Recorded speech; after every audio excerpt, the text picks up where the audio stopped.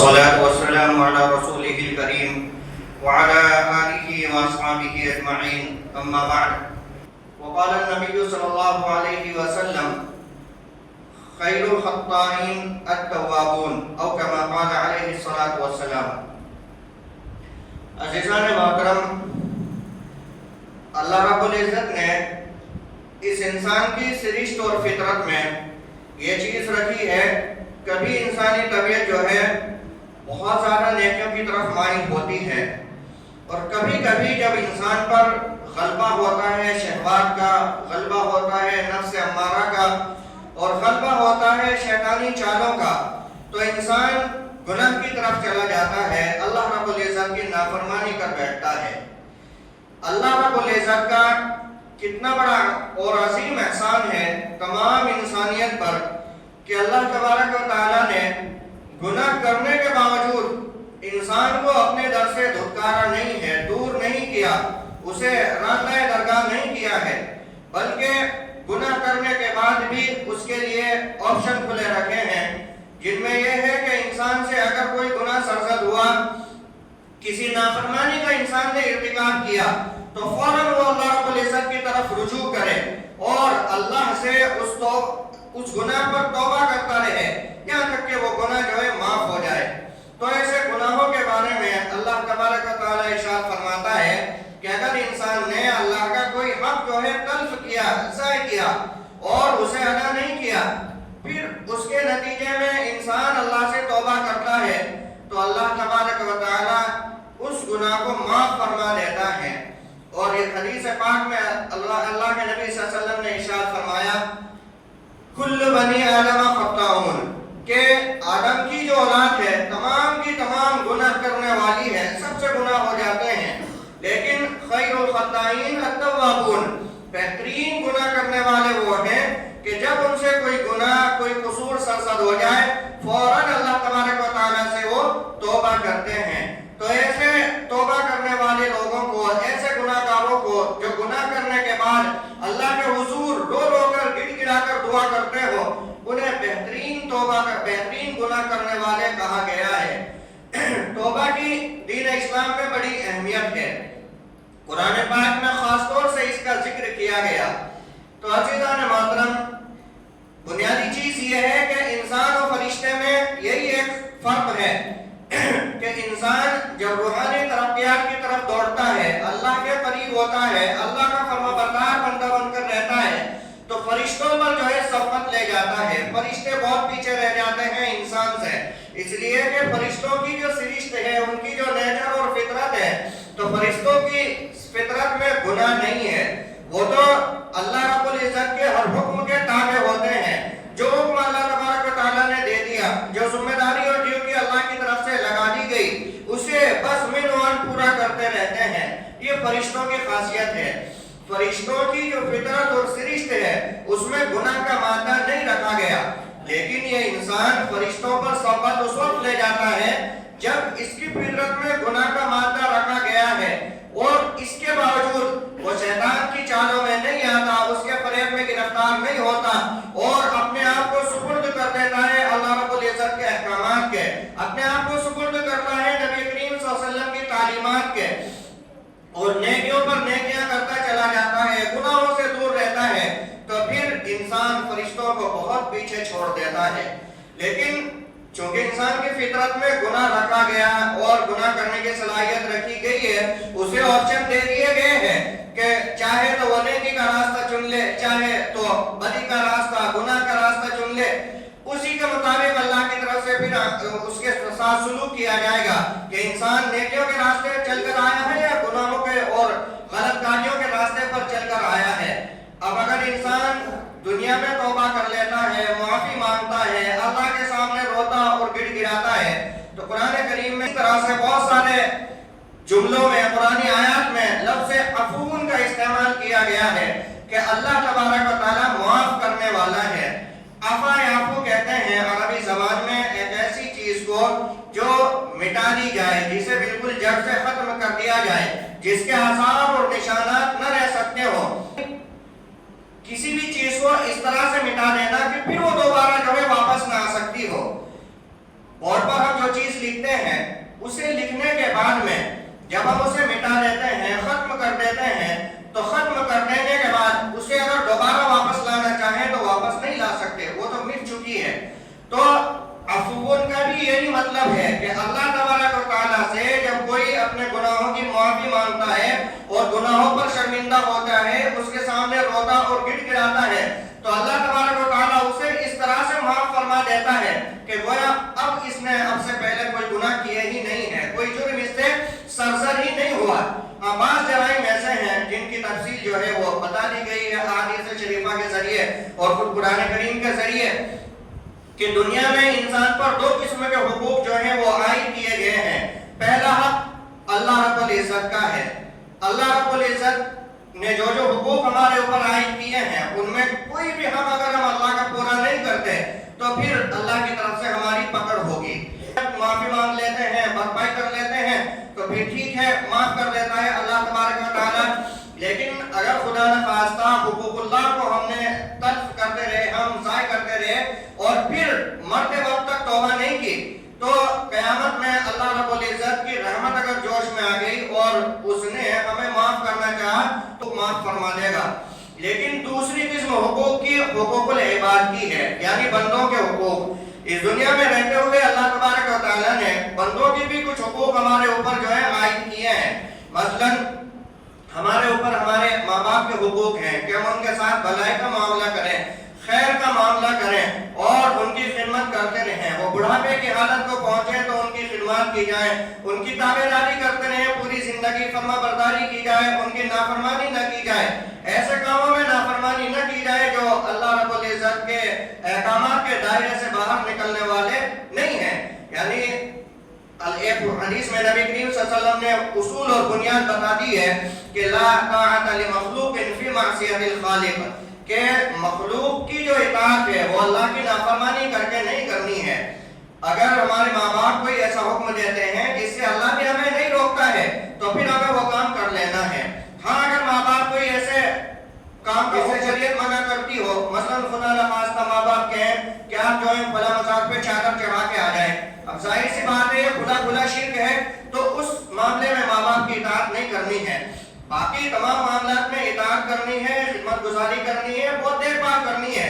اسی طرح سے ہمارے اوپر ہمارے بھائی بہنوں کے حقوق ہوتے ہیں۔ جس خاندان میں ہم ہوتے ہیں اس خاندان کے، جس پڑوس میں رہتے ہیں ان پڑوسیوں کے، جس سماج میں رہتے ہیں اس سماج کے بہت سے حقوق ہمارے اوپر ہوتے ہیں۔ تو یہ تمام حقوق جو ہیں حقوق العباد کہلاتے ہیں۔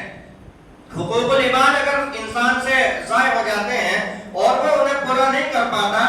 تو اس کی توبہ کے لیے بنیادی شرط یہ ہے کہ جن بندوں کے حقوق ہم نے ضائع کیے یا تلف کیے ہیں انہیں ادا کر لیا جائے، دنیا میں ہی جو ہے انہیں ادا کیا جائے، یا کم سے کم یہ ہے کہ ادا بھی نہیں کر رہے ہیں تو ان سے معافی مانگ لی جائے، ان سے وہ حقوق معاف کرا لیے جائیں۔ اگر یہ کام بھی نہیں کرتے تو پھر اللہ تبارک و تعالیٰ بھی ہمارے ان گناہوں کو جو ہے معاف نہیں کرے گا اور قیامت میں ہمیں اس کا بدلہ اپنی نیکیوں کی شکل میں دینا ہوگا کہ جن لوگوں کے ہم نے حقوق ضائع کیے تھے، کسی کے پیسے رکھ لیے تھے، کسی کی زمین ہڑپ لی تھی، کسی کے مکان پر خدا نخواستہ ناجائز قبضہ کر لیا تھا اور پھر اسی حالت میں ہم دنیا سے چلے بھی گئے، تو اللہ تبارک و تعالیٰ وہ گناہ اور جرم جو ہے معاف نہیں کرے گا ہمارے، بلکہ ان لوگوں کو اختیار دے دیا جائے گا کہ اگر وہ چاہیں تو معاف کر دیں۔ اب ظاہر سی بات ہے قیامت کے دن کا جو منظر اور نقشہ قرآن کریم میں کھینچا ہے، یوم یفر المرء من اخیہ وامہ وابیہ وصاحبتہ وبنیہ لکل امرئ منہم یومئذ شأن یغنیہ۔ قیامت کے دن کی منظر کشی قرآن کریم کرتا ہے کہ وہ دن عجیب بے نیازی کا دن ہوگا۔ اس دن کوئی بھی کسی کے کام نہیں آئے گا، بیٹا جو ہے باپ کی بات نہیں سنے گا، بیوی شوہر کی بات نہیں مانے گی، اولاد والدین کو پہچاننے سے انکار کر دے گی، ہر آدمی اپنی پریشانی میں مبتلا ہوگا، اپنی فکر میں ہوگا کہ کسی طرح سے میری نجات مل جائے، مجھے اللہ رب العزت معاف کر دیں۔ نیکیوں کی ایک ایک نیکی کی بڑی اہمیت ہوگی، ایک ایک نیکی حاصل کرنے کے لیے وہاں پر انسان پریشان ہوگا۔ تو ایسے وقت میں اللہ تبارک و تعالیٰ اختیار دیں گے کہ بھائی جن لوگوں کے حقوق آپ نے ضائع کیے تھے ان سے پوچھ لو، اگر وہ آپ کے حقوق معاف کرتے ہیں تو آپ کو معافی مل جاتی ہے۔ اب دوسرے لوگوں کو جب نیکیوں کی کمی پڑ رہی ہے تو وہ کیوں ہماری جو ہے ہمارے ان جرائم جرائم کو معاف کریں گے جو ہم نے ان کے ساتھ کیے دنیا میں. تو حقوق العباد کو معاف کرانے کا آسان اور بنیادی طریقہ دنیا میں یہ ہے کہ جس آدمی کا جو حق ہم نے ضائع کیا ہے اس کی بھرپائی کر دی جائے. کسی کا قرض لے کر نہیں لوٹایا تو اس کے پیسے لوٹا لیے جائیں, پھر اس سے معافی مانگ لی جائے کہ لوٹانے میں مدت گزر گئی یا لمبا وقفہ گزرا, اس کے لیے معاف کرتے ہیں. اسی طرح سے کسی کی جب زمین پر ناجائز قبضہ کیا تو وہ زمین اس کے حوالے کر دی جائے. تو دنیا میں جس آدمی کا جو بھی حق ہم سے ضائع ہوتا ہے اسے جب تک ہم اسے نہیں لوٹا دیتے تب تک اللہ تبارک و تعالیٰ بھی حقوق العباد کو معاف نہیں کرے گا. یہ شرط لگا دی گئی. اس کے بعد قرآن کریم کے ذریعے سے ہمیں بتایا گیا کہ گناہوں کو لے کر اور معصیات کو لے کر انسان کو ناامید ہونے کی ضرورت نہیں ہے. قرآن پاک میں صاف صاف فرمایا اللہ رب العزت نے لا تقنطوا من رحمت اللہ انہ لا ییأس من روح اللہ الا القوم الکافرون, کہ اللہ کی رحمت سے ذرا بھی مایوس نہ ہو بلکہ پر امید رہیں, اللہ پر توکل اور بھروسہ کر کے رکھیں. اللہ کی ذات سے صرف کافی لوگ ہی جو ہے نا امید ہوتے ہیں. اہل ایمان آخری لمحے تک جو ہے اللہ کی امید سے غافل نہیں رہتے بلکہ وہ لوگ اللہ سے امیدیں وابستہ رکھتے ہیں, اللہ کی ذات پر یقین رکھتے ہیں اور آخری لمحے تک جو ہے اللہ کی مدد اور تعاون پر, نصرت پر بھروسہ کرتے ہیں, یقین کرتے ہیں. تو یہ چیز ہمیں بتائی گئی ہے کہ اللہ کی رحمت سے مایوس نہیں ہونا. جو گناہ دنیا میں ہم سے سرزد ہوتے رہتے ہیں ان پر اللہ تبارک و تعالیٰ سے معافی مانگتے رہنا ہے. تو اللہ تعالیٰ نے ہمیں بتا دیے ہیں اصول اور ضابطے کہ اگر انسان نے کوئی ایسا حق جو ہے مارا ہے اللہ رب العزت کا جو اللہ سے متعلق تھا تو اس کا معاملہ اور بندے کا معاملہ, تیسرا آدمی کوئی بھی اس میں داخل ہونے والا کچھ بھی نہیں ہوتا ہے. کسی آدمی کو اختیار نہیں ہے کہ کسی بھی ایسے بندے کو جو ہے ملامت کرے جو اللہ کا اور اس کے بندے کا معاملہ ہے. جب بندہ توبہ کر چکا ہے اپنے کسی جرم سے, اپنے کسی قصور سے, اللہ کی کسی نافرمانی سے, اور پھر اللہ تبارک و تعالیٰ خود اسے خوشخبری دیتا ہو کہ اللہ تو عفو ہے یعنی معاف کر دینے والا ہے. عزیزان محترم, معافی ایک ایسی چیز نہیں ہے کہ ایک بار جس گناہ پر دے دی گئی ہے وہ گناہ پھر اس کی زندگی میں واپس لوٹ کر آ جائے. جیسے میں نے ابھی عرض کیا کہ ہم جب کسی بلیک بورڈ پر یا وائٹ بورڈ پر لکھتے ہیں اور اسے ڈسٹر سے مٹا دیتے ہیں تو اسے مٹانے کے بعد جس طرح سے وہ تحریر بورڈ پر واپس نہیں لا سکتے, اسی طرح سے وہ گناہ بھی دوبارہ واپس نہیں آ سکتا. جس پر انسان اللہ سے توبہ کر چکا ہے, جس پر انسان اللہ سے معافی مانگ چکا ہے اور اللہ نے اسے معاف کر دیا ہے, عفو کا یہی مطلب ہوتا ہے. ایک معافی ہم بھی اپنے سماج میں رہتے ہوئے لوگوں کو دیتے ہیں کہ اگر انسان نے ہمارے ساتھ کوئی زیادتی کر دی, ہمیں کچھ برا بھلا کہہ دیا, اس کے بعد وہ معافی مانگتا ہے تو ہم بھی اسے لوگوں کے دباؤ میں آ کر کے یا کسی بھی طرح معاف کر دیتے ہیں. 4 لوگوں کو وہ ہمارے پاس لے کر آ جائے اور اپنی شرمندگی کا اظہار کرے تو کم سے کم ہم لوگوں کی لاج رکھتے ہوئے, لوگوں کی شرم کرتے ہوئے اسے معاف کر دیتے ہیں کہ کوئی بات نہیں ہے بھائی, ہم نے معاف کیا. پھر اس کے بعد کوئی اور بات خدا نہ خواستہ اس سے ہو جائے, 5-4 ایسے معاملات اکٹھے ہو جائیں تو اس کے بعد ہم ساری خبر ایک ساتھ لیتے ہیں. 10-15-20 سال پہلے بھی اگر اس نے ہمارے ساتھ کوئی زیادتی کی تھی اور ہم نے اسے معاف بھی کر دیا تھا, ان تمام زیادتیوں کے حوالے دے دیتے ہیں اور ساری چیزیں اسے گناتے ہیں کہ فلاں وقت میں آپ نے یہ کیا تھا, فلاں وقت میں یہ کیا تھا. تو معافی اس چیز کا نام نہیں ہے. معافی کا تو مطلب یہ ہے کہ جب کسی نے ہمارے ساتھ کوئی زیادتی کی اور ہم نے اسے معاف کر بھی دیا, اب وہ ہماری ذہن کی میموری سے بھی جو ہے بالکل ڈیلیٹ ہو جانی چاہیے, ختم ہو جانی چاہیے. اب زندگی بھر اس کا کم سے کم اسے تانا نہیں دینا ہے. کسی بزرگ کا مشہور قول ہے کہ جس آدمی نے کسی ایسے شخص کو شرم دلائی کسی ایسے گناہ پر جس گناہ سے وہ توبہ بھی کر چکا ہے, تو پھر اللہ تبارک و تعالیٰ اسے جس جو آگ دلانے والا ہے, جو شرم دلانے والا ہے دوسرے کو گناہوں پر, اس آگ دلانے والے کو اس وقت تک موت نہیں دے گا جب تک کہ وہ خود اس گناہ میں ملوث نہ ہو جائے. تو کسی کو گناہوں پر شرمندہ کرنا, گناہوں پر کسی کے آگ دلانا, یہ بہت خراب اور غلط بات ہے. عجیب ہمارا المیہ ہے کہ ہمارے سماج کا ایک انسان اگر کل تک کسی گناہ میں ملوث تھا اور وہ اپنے رب سے سچی توبہ کرنے کے بعد پھر اللہ کی طرف رجوع کرتا ہے تو اللہ تبارک و تعالیٰ تو وہ معافی قبول کر لیتا ہے, لیکن ہم لوگ اسے معاف کرنے کے لیے تیار نہیں ہوتے. ہم 10-20 سال کے بعد بھی اسے اسی جرم کا حوالہ دے کر شرم دلاتے ہیں کہ یار نہیں ہے, اب سے 15 سال پہلے آپ کیا کام کیا کرتے تھے، اب سے 15 سال پہلے آپ نے کون سے گناہ کا ارتکاب کر لیا تھا، یہ صحیح بات نہیں ہے۔ عزیزان محترم، ہم میں سے ہر آدمی گناہگار ہے، ہر آدمی کو توبہ کی ضرورت ہے، ہر آدمی کو اپنے اعمال کو دیکھنے کی، جائزہ لیتے رہنے کی ضرورت ہے کہ میرے اندر جو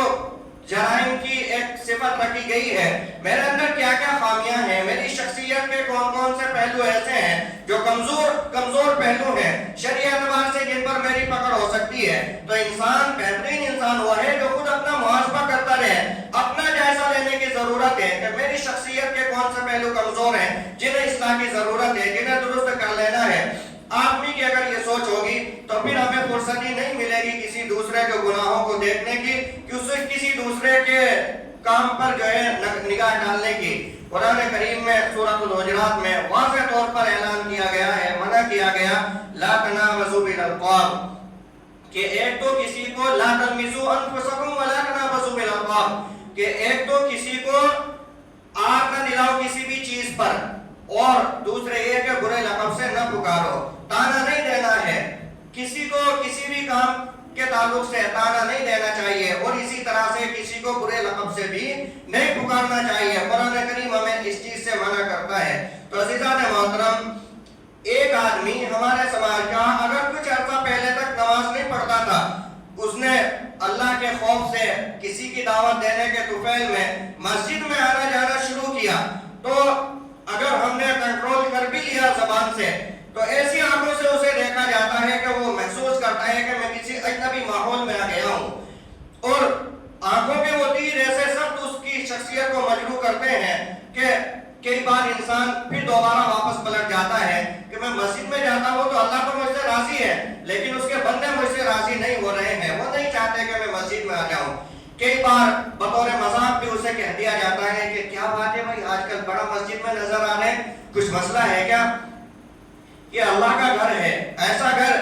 جو تمام انسانوں کے لیے کھلا ہوا ہے، جو انسان چاہے یہاں آ کر عبادت کرے، جو چاہے اللہ سے رجوع کرے۔ ہم کون ہوتے ہیں کسی انسان سے یہ سوال کرنے والے کہ کل آپ مسجد میں نظر نہیں آ رہے تھے لیکن آج مسجد میں کیوں ہیں، یا آپ 40 سال کی عمر تک مسجد کو نہیں آئے لیکن اب مسجد میں کیوں آ گئے ہیں؟ خوف کھانا چاہیے اللہ رب العزت سے، لرز جانا چاہیے انسان کو یہ سوال کرتے ہوئے کہ ہماری حیثیت کیا ہے کہ ہم کسی بھی انسان سے، ایسے انسان سے جو اپنے رب کو راضی کرنے کے لیے ایک لمبے عرصے کے بعد ہی کیوں نہ ہو اللہ کے گھر میں حاضر ہوتا ہے، تو ہم کون ہے اسے سوال پوچھنے والے کہ آپ کس مقصد کے لیے مسجد میں آئے ہیں اور اب کیوں مسجد میں آئے ہیں؟ عزیزان محترم، کئی مرتبہ ہم ایسے سوال کر بیٹھتے ہیں جس کی بنیاد پر ہمارے سماج کا کوئی انسان جو اللہ سے سچی توبہ کر چکا تھا، وہ پھر بزن ہو کر ہمارے اعمال سے، ہم نام نہاد اللہ والوں سے خوف کھا کر پھر دوبارہ مسجد میں آنا چھوڑ دیتا ہے۔ تو یہ اس چیز کی بڑی سخت ضرورت ہے، اپنا محاسبہ کرتے رہنے کی ضرورت ہے کہ کوئی بھی آدمی کسی بھی گناہ پر شرمندہ ہو کر اگر اس گناہ کو چھوڑ چکا ہے اور اب وہ گناہ اس کی شخصیت میں موجود نہیں ہے، تو پھر ہمیں اللہ رب العزت کی طرف سے کوئی بھی حق نہیں ملا ہے کہ ہم اس سے سوال کر سکتے ہو کہ ایک عرصہ پہلے آپ فلاں گناہ میں ملوث تھے لیکن آج فلاں کام کیوں کر رہے ہیں؟ اگر ایسا کریں گے تو اللہ کے سامنے جواب دہی کے لیے ہمیں تیار رہنا ہوگا۔ عزیزان محترم، مسلمان کا دل، اہل ایمان کا دل بہت بڑا ہوتا ہے، بہت وسیع ہوتا ہے۔